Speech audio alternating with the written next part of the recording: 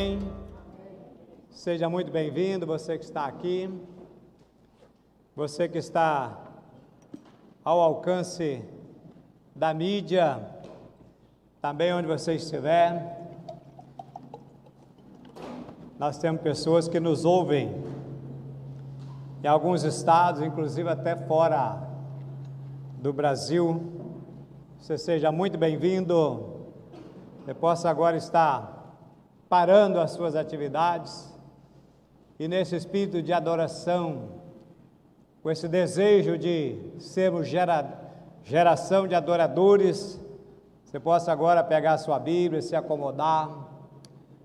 Deixe agora lá fora tudo aquilo que possa estar incomodando você. Se desligue e ligue-se no céu agora para ver o que Deus tem para nós. Amém? Amém. Pode soltar aí o endereço para mim, por favor. Muito bem. Livro de Jó, no capítulo 1.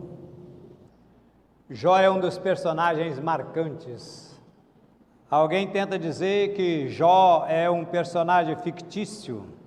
Se fosse um personagem fictício, Jesus não teria feito menção a Jó. Então nós entendemos que esse personagem realmente existiu. Amém? E que lições! Hoje eu vou ler algumas partes com você, mas são 42 capítulos, então eu quero deixar como dever de casa para você. E eu gostaria que, se possível, uma hora você tivesse um tempo para você pegar o livro de Jó e ler numa tacada só, não parar não. Ler um pouquinho hoje, um pouquinho amanhã, um pouquinho daqui a um mês. Não, mas que você pudesse ler Jó numa tacada só. É muito interessante. Todos abriram? Depois você não fecha a sua Bíblia, não desliga seu tablet, não põe lá em outro lugar. Aliás, tablet, celular aqui é só para acessar a palavra de Deus. Amém? Amém. Bota no modo avião, qualquer coisa, menos que você possa ouvir um barulhinho zoado, um negócio qualquer, chamando a sua atenção, tá bom? Fique tranquilo que Jesus não vai ligar para você agora na hora do culto. Vai não. Posso ler? Então vamos lá, acompanhe comigo com atenção. Havia um homem na terra de Uz, cujo nome era Jó, e este era um homem sincero, reto e temente a Deus, e se desviava do mal. Nasceram-lhe 7 filhos e 3 filhas. Quantos filhos, irmão? 7 filhos e 3 filhas. Dá quanto isso? 10. E era o seu gado 7.000 ovelhas, 3.000 camelos, 500 juntas de bois, 500 jumentas. Era também muitíssimas pessoas que trabalhavam com ele, de maneira que este homem era o maior do Oriente, o mais rico de todo o Oriente.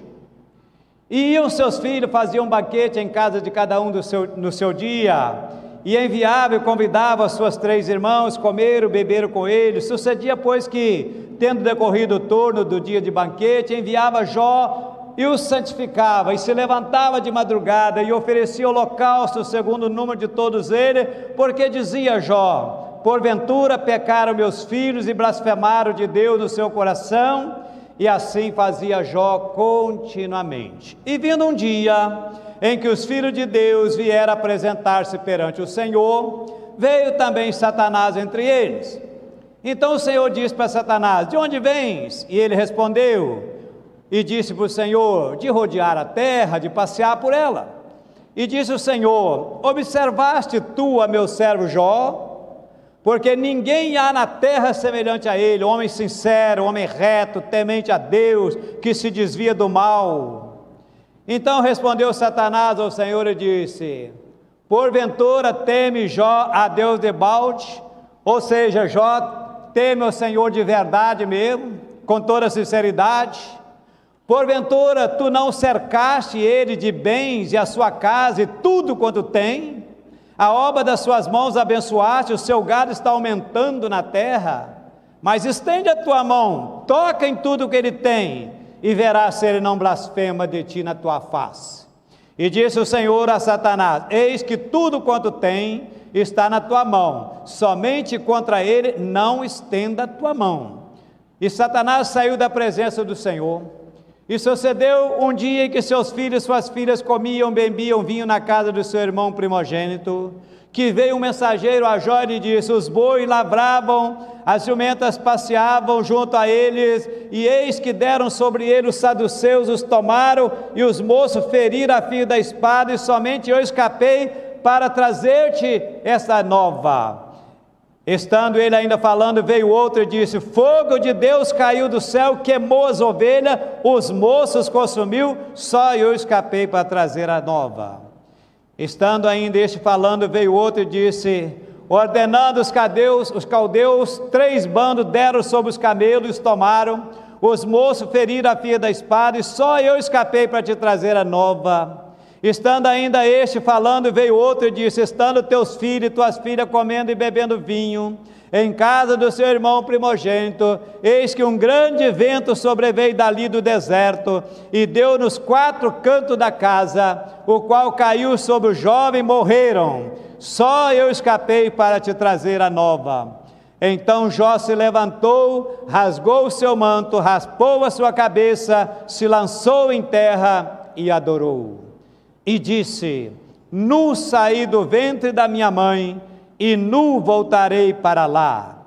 O Senhor deu e o Senhor tomou, bendito seja o nome do Senhor. E em tudo isso, Jó não pecou, nem atribuiu a Deus falta alguma. Aleluia! Glória a Deus! Precisa pregar? Aleluia. Muito bem, quero falar com você sobre esse tema aí. Pode soltar aí, França. Fala para mim. Bem bonito agora.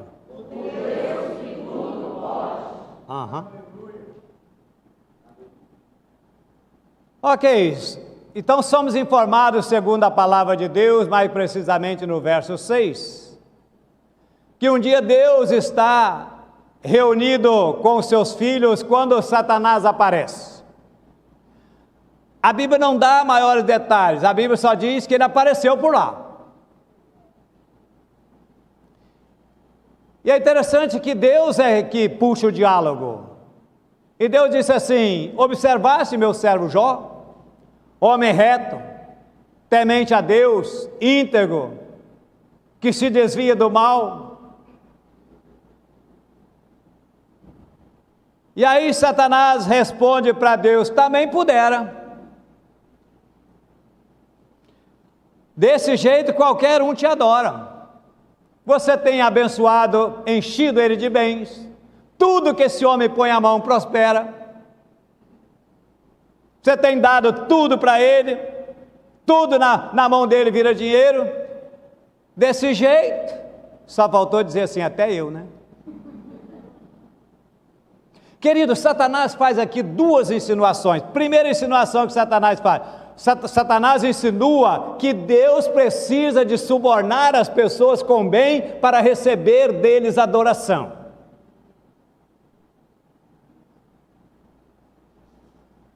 Satanás insinua que ninguém adora a Deus pelo que Ele é, mas pelo que Ele dá. E mais, Satanás insinua que Jó não era verdadeiro na sua adoração. Satanás insinua que Jó descobriu que religião, que adorar a Deus era um grande negócio, um negócio que dá lucro.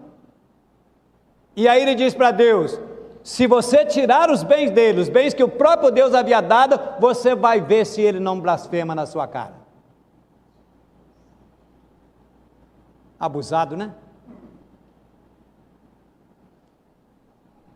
E Satanás levanta mais 2 teses. Satanás levanta a primeira tese dizendo que ninguém ama mais a Deus do que o dinheiro. Segunda tese, Satanás diz que ninguém ama mais a Deus do que a família. Vai prestando atenção. Sem que Jó soubesse, evidentemente, Deus coloca nas mãos de Jó toda a sua reputação. Olha a responsabilidade. dizendo: olha, você pode tocar em tudo que ele tem, mas não toca na vida dele. Em outras palavras, querido, Satanás é um ser limitado por Deus, ele só pode ir até onde Deus permite, nem 1 centímetro a mais. Martim Lutero diz que Satanás é um cachorro na coleira de Deus, e não pode ir além do que Deus permite que ele vá. O nosso Deus manda no céu, o nosso Deus manda na terra, o nosso Deus manda no inferno, nosso Deus manda nos homens, nosso Deus manda nos anjos, e nosso Deus manda até nos demônios. Ô gente, eu queria ouvir muito aleluia e glória a Deus hoje, hein? Que eu estou falando de um Deus que tudo pode. Então, sem que Jó soubesse, com a permissão de Deus, Satanás sai dali para fazer um terremoto na vida de Jó.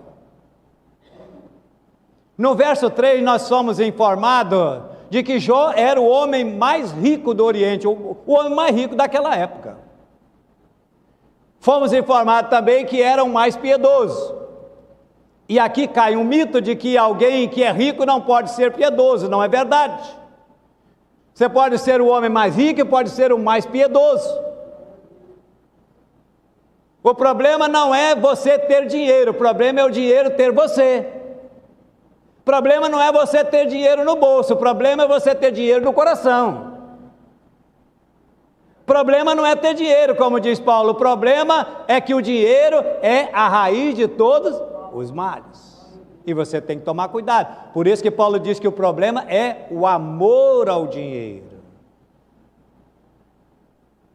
E aí, querido, em um único dia, esse homem, que era o homem mais rico do Oriente, entra em colapso financeiro e vai à falência, perde tudo. Eu e você conhecemos gente que por muito menos do que isso blasfema contra Deus. E pessoas que até por muito menos do que isso dão um tiro no ouvido. Agora a pergunta é: será que a tese de Satanás estava certa? Ou seja, que ninguém ama mais a Deus do que o dinheiro? Será que Jó agora blasfemaria contra Deus? A resposta está no verso 21. Nu saí do ventre da minha mãe, e nu voltarei para lá. O Senhor Deus deu, o Senhor tirou, bendito e louvado seja o nome do Senhor.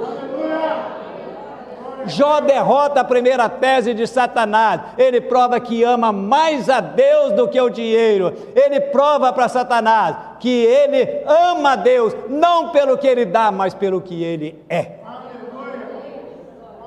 Aleluia. Aleluia. Com a permissão de Deus, no mesmo dia, não foi um ano depois, uma semana, 6 meses depois, no mesmo dia, Jó recebe a amarga notícia que seus 10 filhos morreram num acidente. Agora pense comigo na situação de um pai, de uma mãe, que no mesmo dia vai para o cemitério sepultar todos os seus filhos, no caso de Jó, os seus 10 filhos. Como é que volta para casa? Como é que recomeça a vida? Como é que se ergue dali para frente? Será que agora Jó blasfemaria? Será que Satanás tinha razão, ninguém ama mais a Deus do que a família? A resposta está no verso 20. Então Jó se levantou, rasgou o seu manto, rapou a sua cabeça, se lançou, colocou o rosto no pó e adorou a Deus. Aleluia! Glória a Deus! Xeramalamacandará.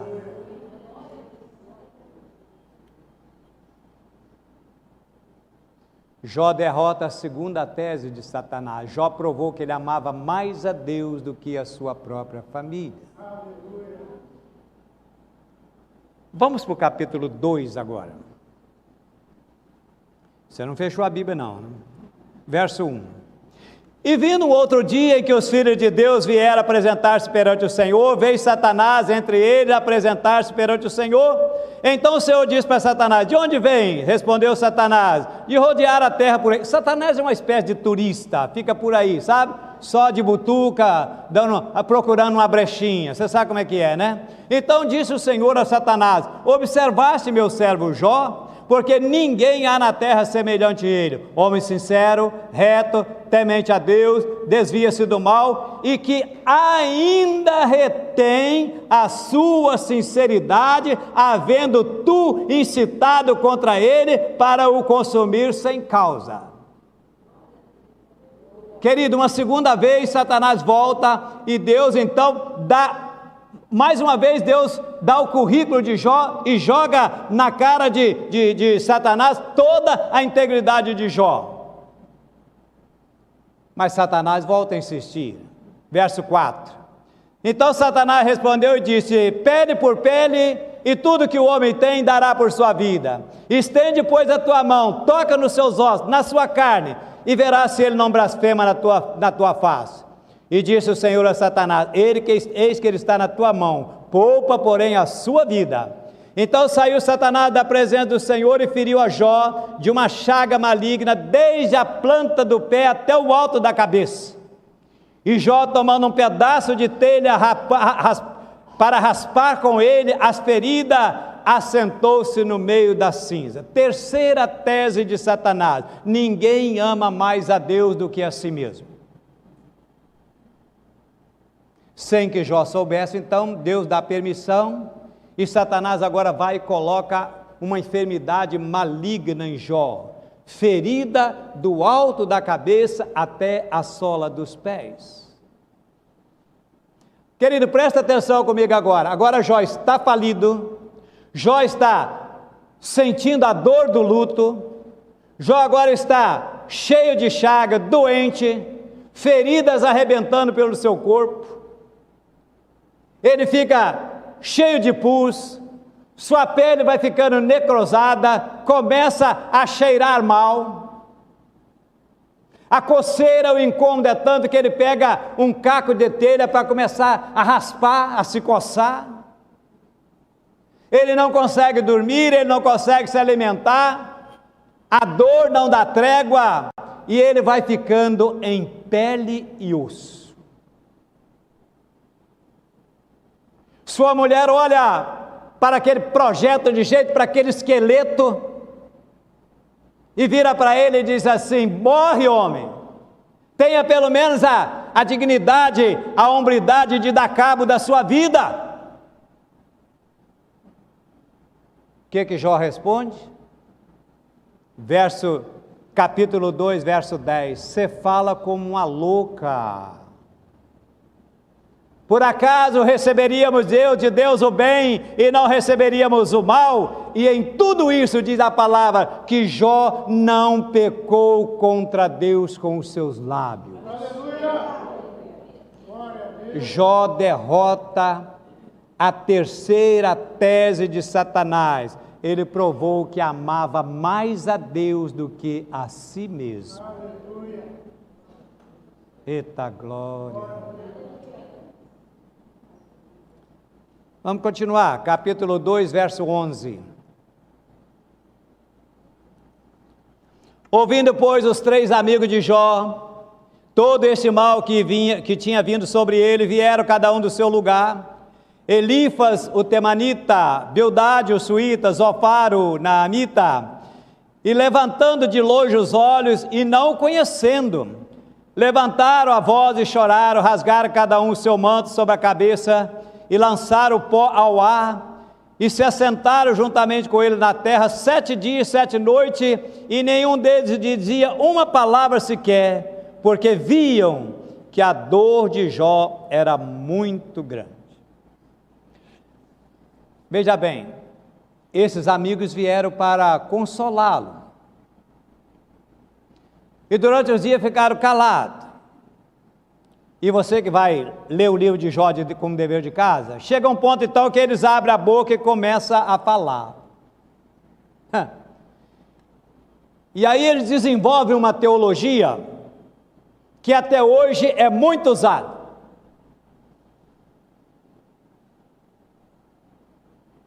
Pensaram eles, se Jó está sofrendo assim, é porque ele deve ter pecado. Não é assim que acontece? E vai mais, eles disseram assim, para Jó estar sofrendo desse jeito, ele deve ter feito muita coisa errada.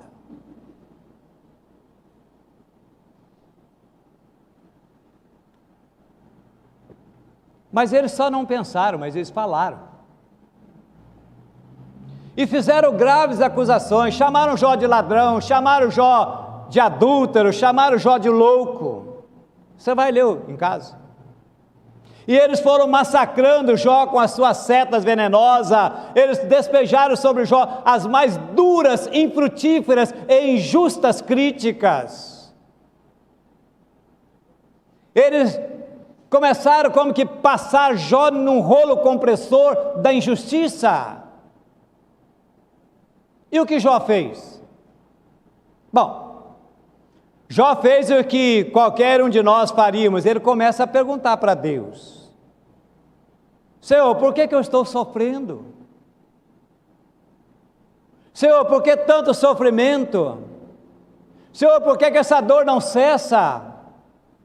Senhor, por que você levou meus filhos? Senhor, por que eu não morri no ventre da minha mãe? Senhor, por que você não me matou antes de eu nascer? Por que os seios da minha mãe não secaram para que eu morresse de fome? Senhor, por que você não tira logo a minha vez, a minha vida, o Senhor não mata logo de vez? 16 vezes Jó levanta um questionamento diante de Deus dizendo, por quê? Por quê? Por quê? Por quê? 16 vezes. 34 vezes Jó faz queixa diante de Deus. Sabe o que Deus fez? O que Deus respondeu? Nada, nenhuma palavra, silêncio total, nenhuma explicação. Gente, pior do que sofrer é sofrer sem saber a causa. Concorda comigo? Porque quando você está sofrendo, não, mas eu pisei na bola, eu sei que eu estou pagando por que eu fiz de errado, sei muito bem por que eu estou sofrendo, mas você sofrer sem saber por quê é duro. Jó foi golpeado nas 5 áreas da sua vida. Primeira área que Jó foi golpeado, a área financeira. O homem mais rico vai à falência. Jó foi golpeado na área da saúde. Ele que era saudável, um homem saudável, agora é um homem doente, cheio de chagas. Ele foi golpeado na área do casamento. Na hora que ele mais precisava do apoio da sua esposa, ela disse, morre miserável. Jó foi golpeado na área da família. Num só dia ele perde os seus 10 filhos. Gente, você sabe que a ordem natural não é os pais sepultar os filhos. A ordem natural é que os filhos sepultem os pais. Jó foi golpeado também na área das amizades. Os amigos que vieram para consolá-lo, ao invés de esfregar azeite na sua dor, nas suas feridas, esfregam sal grosso.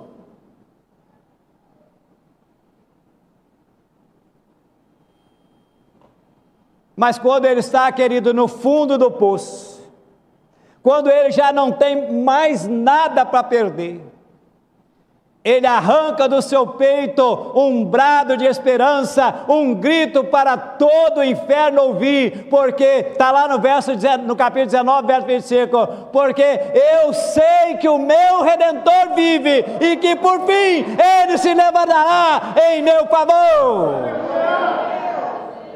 Aleluia! Depois de consumida a minha pele, ainda a minha carne verei a Deus, vê-lo-ei por mim mesmo, os meus olhos e não outro verão, e por isso o meu coração consome dentro de mim. Aleluia.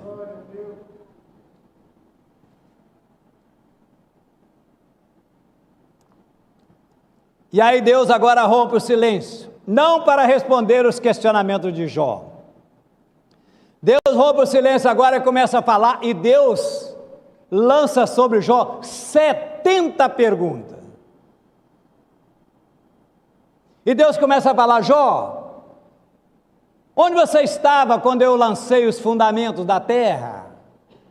Jó, onde você estava quando eu distribuí, espalhei pelo universo as estrelas? Jó, onde você estava quando eu dei ordem às águas do mar para que parasse ali e não invadisse a terra? Jó, onde você estava quando eu fiz o reservatório do vento? Jó, onde você estava quando eu formei a geada? E vai por aí, e mais 70 perguntas, onde Deus descarrega sobre Jó toda a sua majestade, todo o seu poder e toda a soberania. E Jó foi,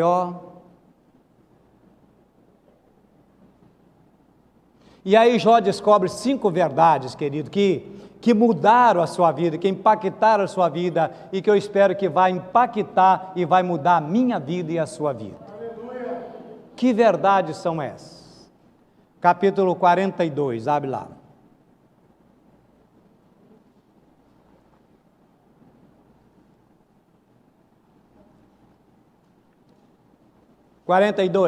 Verso 1. Então respondeu Jó ao Senhor e disse: bem sei que tudo podes, e nenhum dos teus pensamentos pode ser impedido.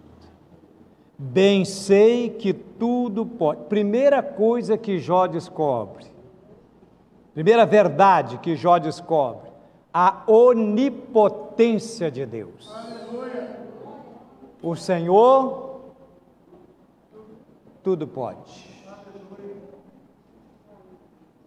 Querido, a Bíblia diz, e eu e você sabemos disso, que nós somos fracos, muito fracos, e que nós temos muitas fraquezas.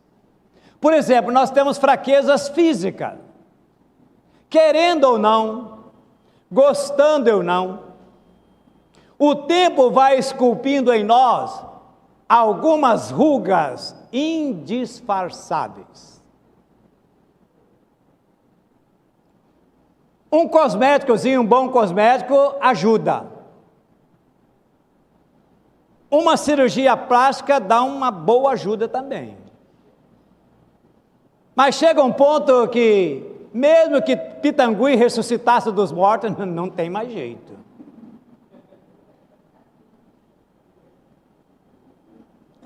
Além do mais, a própria Bíblia diz que vai chegando um ponto que as nossas pernas vão ficando bamba, as mãos vão ficando descaídas, os olhos começam a ficar embaçados, os dentes vão caindo, e vão caindo, né? Os cabelos vão ficando branco. Diz o entendido que cada fio de cabelo branco é a morte chamando por um duelo.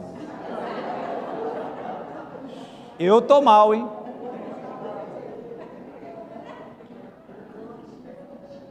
Nós temos também fraquezas emocionais. Quantas vezes, querido, nós choramos e dizemos: Senhor, não aguento mais. Senhor, eu estou me sentindo tão fraco.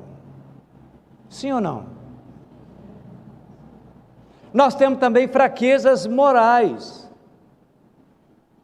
Quantas vezes nós choramos diante de Deus: Senhor, eu não quero mais cometer esse erro, eu não quero mais cometer esse pecado. Ou então falamos: nunca mais eu vou fazer isso, nunca mais eu vou fazer aquilo. Daí a pouco nós somos flagrados cometendo o mesmo erro, o mesmo pecado. Não é que faltou sinceridade em você não, querido, é que nós somos fracos, nós temos fraqueza. Só a misericórdia, a bondade, a graça de Deus para nos ajudar. Aleluia. Nós temos também fraquezas espirituais. Paulo disse: Senhor, Miserável homem que eu sou, porque o bem que eu amo, que eu quero fazer, eu não faço, e o mal que eu odeio, que eu não quero fazer, acabo fazendo.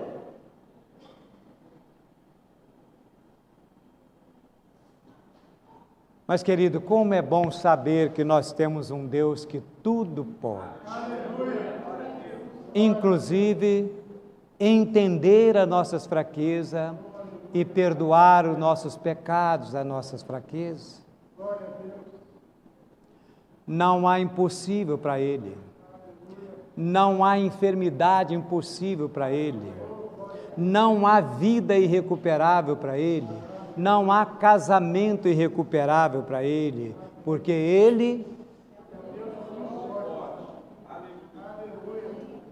aleluia. Isaías diz que o nosso Deus,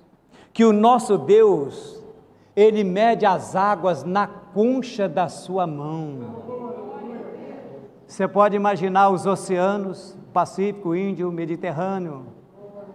Você pode imaginar os rios, você pode imaginar as lagoas, dizer que Deus mede todas as águas na concha da sua mão. Dá para você medir o tamanho desse Deus? Isaías diz que Ele mede as montanhas, os montes, em balança de precisão. Dá para você calcular, não vamos longe não, vou falar para você só um montezinho pequeno, dá para você calcular quanto mede o Penedo? E as cordilheiras dos Andes, o Himalaia, o Nepal, papapá, hein? Quão grande é o meu Deus, cantarei quão grande é o meu Deus. E todos hão de ver quão grande é o meu Deus. Isaías diz que Ele mede o céu a palmo. Isaías diz que Ele espalha as estrelas no firmamento. Pergunta para um astrônomo: que tamanho tem esse universo que Deus mede a palmo? Ele não sabe. Mas eles dizem que o universo tem mais de 93 bilhões de anos-luz de diâmetro. Sabe o que significa isso? Significa que se você pudesse voar à velocidade da luz, que é de 300 mil quilômetros por segundo, você demoraria mais de 93 bilhões de anos para ir de uma extremidade à outra.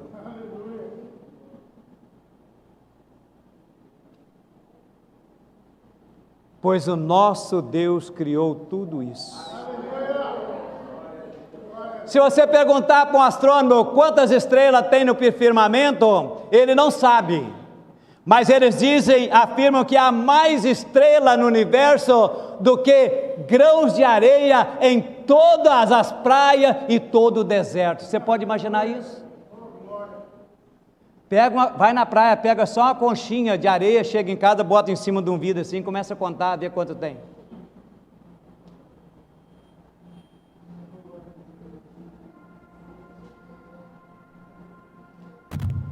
E olha, Deus não só criou todas as estrelas, mas Ele chama cada uma delas pelo seu nome.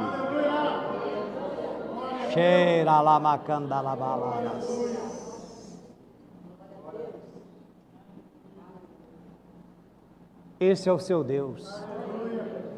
Esse é o nosso Deus. O Deus que criou todas as coisas. O Deus que tudo pode.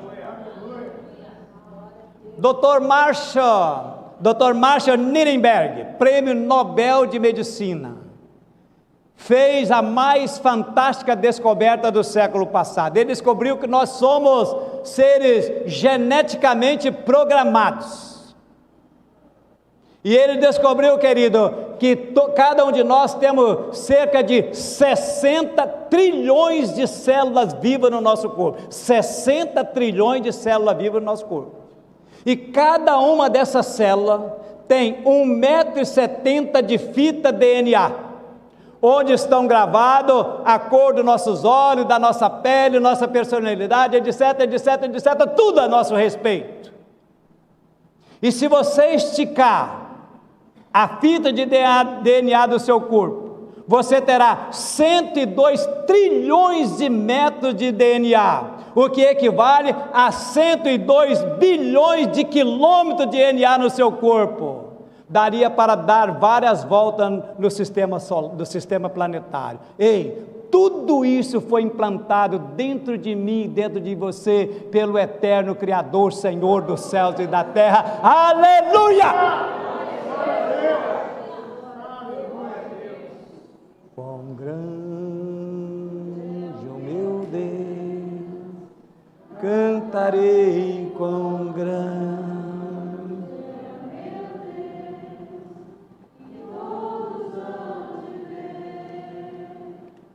Quão grande é o meu Deus. Um pai saiu para passear com seu filhinho de 4 anos. E aí o menino fez uma pergunta para ele.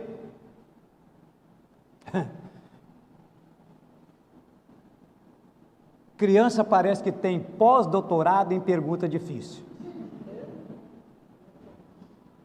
Sim ou não? Não conheço ninguém que faz pergunta mais complicada do que criança. E ele falou: pai, qual é o tamanho de Deus? O pai pensou, ficou meio enrolado, continuaram caminhando. Daí a pouco ele ouviu um barulho de um avião, um supersônico, um avião, mas muito alto mesmo, né? Lá no alto ele olhou: filho, tá vendo aquele aviãozinho lá?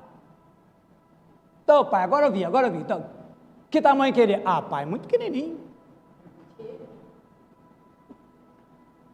Aí o pai sai dali, põe ele no carro, vai lá no aeroporto. Chegou lá, o pai mostra para ele um jumbo.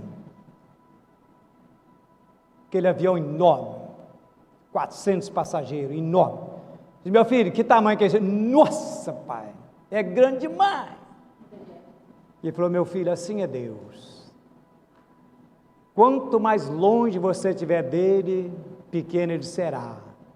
Mas quanto mais perto você estiver, ele se torna grande, enorme, poderoso.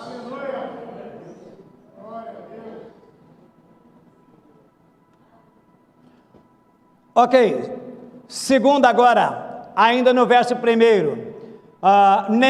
a parte 2, perdão, nenhum dos seus pensamentos pode ser frustrado. Querido, não tem esse negócio de sorte, de azar, de coincidência, não tem esse negócio de olho gordo, sexta-feira 13, gato preto. Quem dirige o nosso destino é Deus, e nenhum dos seus planos podem ser frustrados. O nosso Deus governa tudo, querido. Nosso Deus governa o universo. A Bíblia diz não, nós entendemos e parafraseando a palavra de Deus, que não cai uma folha de uma árvore sem que Deus permita, não cai um pardal, um pássaro, sem que Deus permita que isso aconteça. Paulo diz: todas as coisas cooperam para o bem daqueles que amam a Deus, daqueles que são chamados pelo seu decreto. Terceira verdade, verso 3, quem é aquele que dizes tu? Capítulo 2, verso 3, ok? Não, 42, amém? Que sem conhecimento encobre o seu conselho, por isso falei do que não entendia, coisas que para mim eram maravilhosíssimas e que eu não compreendia. Terceira coisa, Jó reconhece as suas limitações. Quando Deus despeja sobre ele toda a revelação, Jó bota a mão na boca e fala assim: meu Deus, falei o que eu não dizia, falei de coisa que eu não entendia. Querido, nós devemos reconhecer que diante de Deus nós não sabemos nada. Quando tiver alguém perto de você dizendo que sabe tudo, na verdade você está perto de alguém que sabe nada.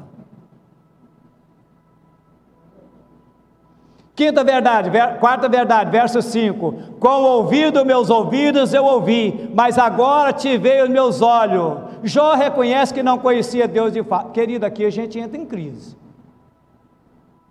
Como que ele não conhecia Deus, se Deus estava dizendo que ele era um homem íntegro, reto, temente a Deus? Mas eu vou responder isso no próximo tópico, tá bom? Mas cabe uma pergunta aqui: você conhece a Deus de fato? Eu vou ilustrar. Um marujo, um matuto, um mineiro, pode falar de mineiro? Pode, né? Morava lá no interior, nunca tinha visto o mar. Um dia ele chega e vê o mar e fala assim: agora eu conheço o mar. Aí tinha um marujo do lado, aquele pele tostada do sol, né, acostumado a ver no mar, e falou assim: eu também conheço o mar. Qual era a diferença?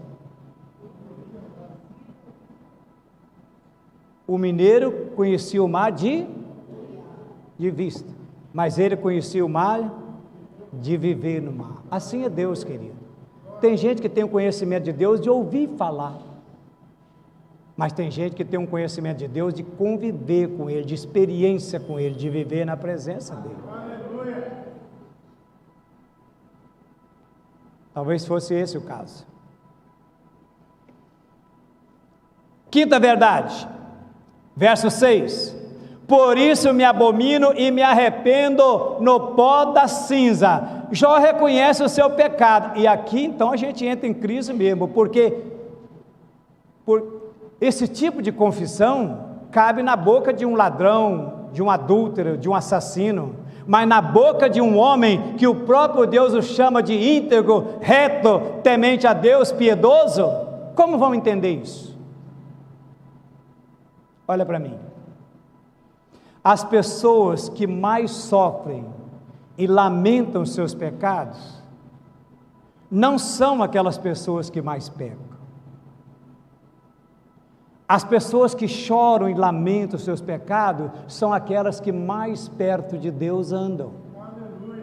Porque o que anda longe de Deus, nem consciência de pecado ele tem. Sim ou não? Mas aquele que anda na presença de Deus, que é santo, santo, santo, não se aproxima de Deus sem dizer: ai de mim, Senhor. Aquele que anda na presença de Deus não pode se aproximar de Deus sem dizer: eu me arrependo no pó e na cinza. Quando você estiver perto de alguém que começa a dizer que eu faço isso e aquilo, porque eu levanto a voz e acontece isso, eu ponho e faz e não sei o quê, na verdade você está perto de Deus que não conhece Deus coisa nenhuma. Porque é impossível estar perto de Deus sem dizer: ai de mim, Senhor, ai de mim. Ok, agora vai chegar um ponto em que eu e você conhecemos a história, em que Deus vai virar toda a situação de Jó, vai fazer uma reviravolta. Vamos para o verso 10, aí mesmo, uma virada de Jó. E o Senhor virou o cativeiro de Jó, quando ele orava pelos seus amigos. E aí o Senhor acrescentou a Jó outro tanto em dobro, tudo quanto ele possuía. Interessante. Deus restaurou a sorte de Jó quando ele orava pelos seus amigos. Por quê? Olha para mim.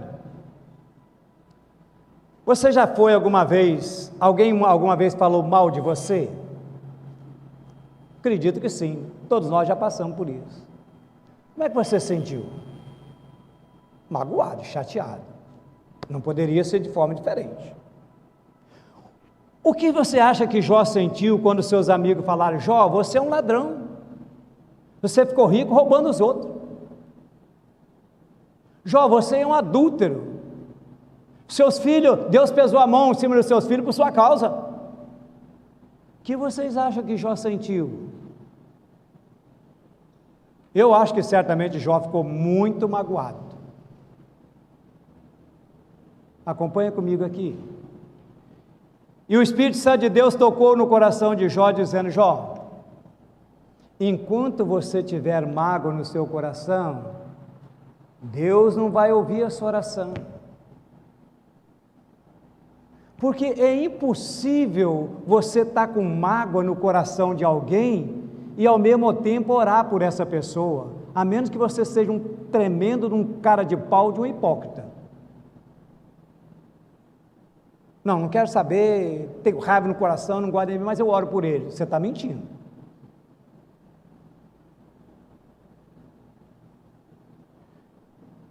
E aí o Espírito Santo de Deus tocou no coração de Jó sobre isso.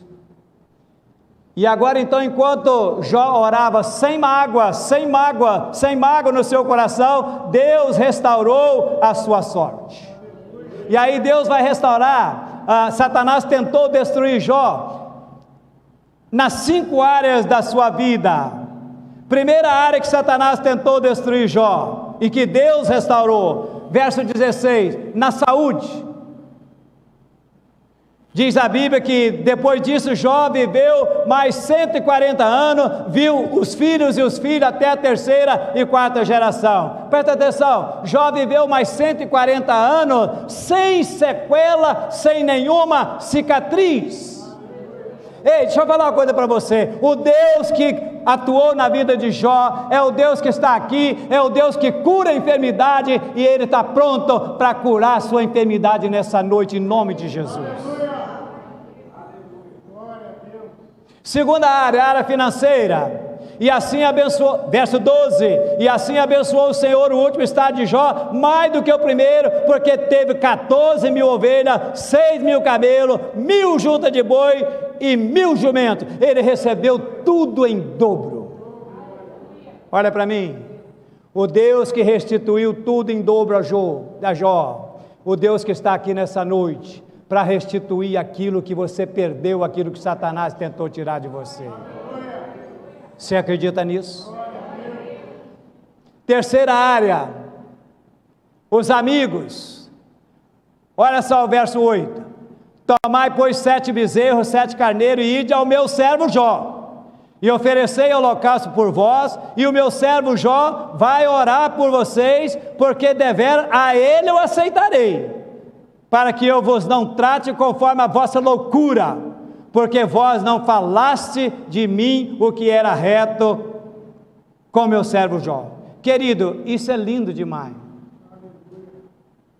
Deus falou para os amigos de Jó assim: você lembra aquele cara que vocês falaram mal dele, criticaram, falaram um monte de mentira a respeito dele?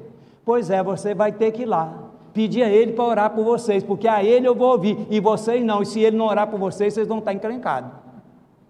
Sabe o que Deus estava fazendo aqui? Honrando Jó. Querido, quando você ora, quando você está na presença de Deus, você não tem que se defender, você tem que orar, e Deus vai defender a sua reputação. Aleluia. Glória a Deus. Amém? Amém. Quarta área, Deus restaurou o casamento. Depois disso, Jó teve 7 filhos e 3 filhas. Para ter tido mais filhas, que o casamento foi restaurado.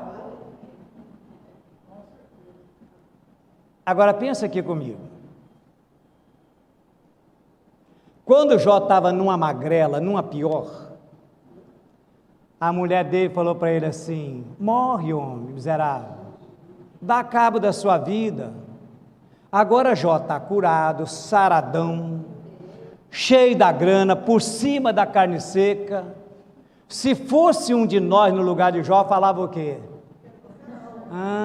Você queria que eu morresse, né? A fila andou, minha filha. Estou noutra agora. Não é isso que talvez nenhum de nós diria? Mas Deus não faz as coisas pela metade. Deus só faz as coisas certas. Deus restaurou o coração de Jó. Deus restaurou o coração da mulher de Jó. Deus restaurou o casamento de Jó. O Deus que restaurou o casamento de Jó está aqui nessa noite, e Ele é o Deus que restaura casamento. Se você está vivendo uma crise, Ele está aqui para restaurar o seu casamento. E finalmente a última área que Deus restaurou foram os filhos. Quantos filhos Jó tinha antes? Quantos que ele tem agora? Ué, não tinha que ser em dobro? Olha para mim. Olha para mim. Quando você perde uma ovelha, um animal, um outro animal, quando morre uma ovelha, um animal, você perde uma ovelha, perde um outro animal.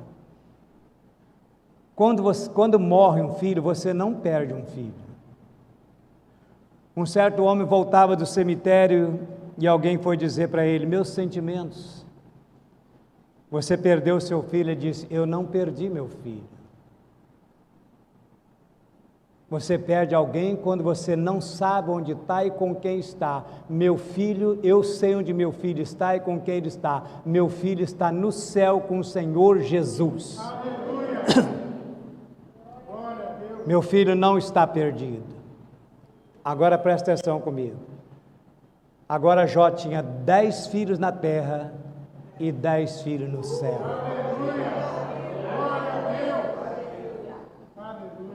Em dobro ou não?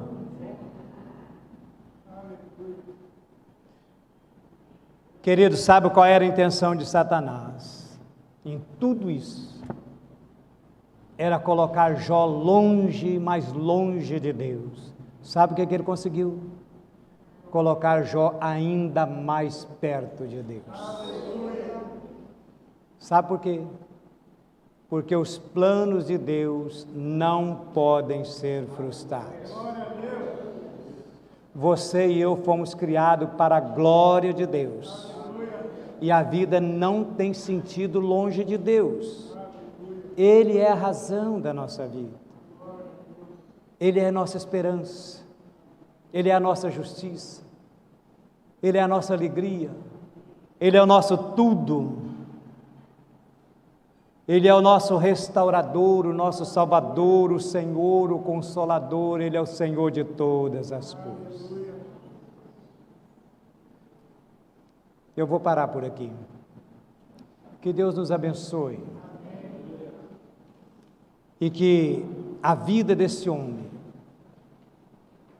volto a falar, leia esse livro em casa, numa tacada só, com calma.